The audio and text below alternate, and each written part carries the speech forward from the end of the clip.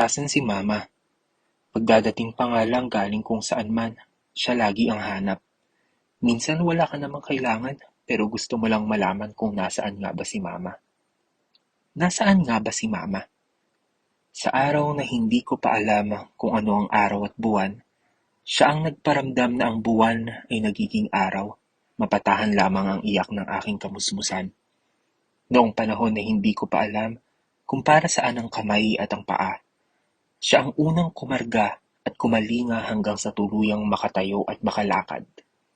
Noong hindi pa alam ang sumambit ng mga salita, ang tinig ni Mama ang unang nagpahimbing ng aking tulog habang ako'y nasa kuna. Hanggang sa kamalayan at lumago ang isipan, andyan pa din si Mama, hindi lang sa galing gumawa ng fruit salad, pati na din ang biko na sobrang sarap. Andyan lagi si Mama, handang ibigay ang lahat. Sa bawat hawak sa aking kamay, noong ako'y bata pa, dalangin lagi niya ang kamay ng puong may kapal, na laging kami ay gabayan sa araw-araw na takbo ng buhay. Madaming pagsubok ang nalampasan nang dahil sa panalangin ni Mama.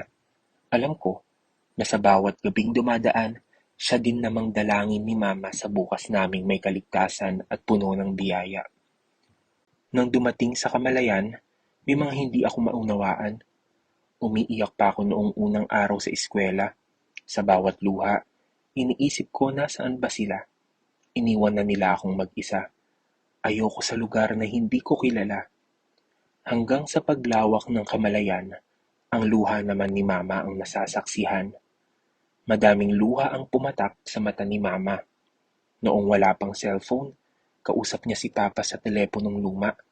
Umiiyak si Mama. Tanda ko lang noon, sinabi niya, ako daw ay mauospital.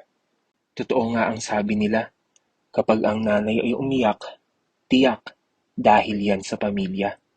Pero minsan pala, dahil sa Korean novela. Maraming taon na ang nagdaan.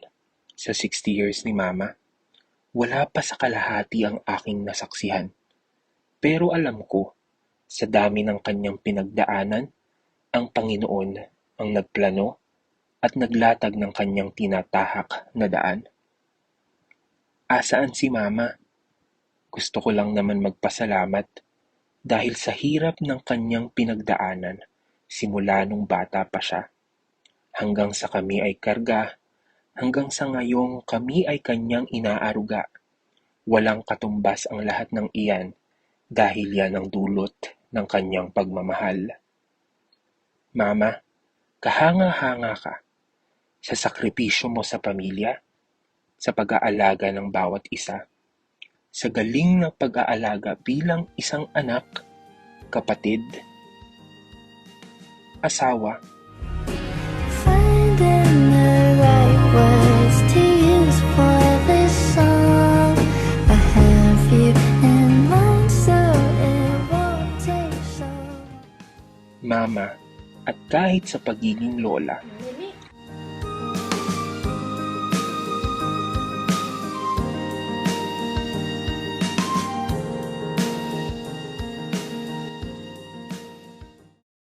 walang katumbas na pasasalamat.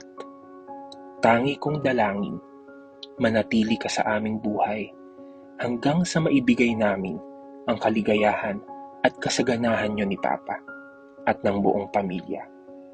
Mama, maraming salamat. Panginoon, salamat sa aming ina. Mahal ka namin, Mama.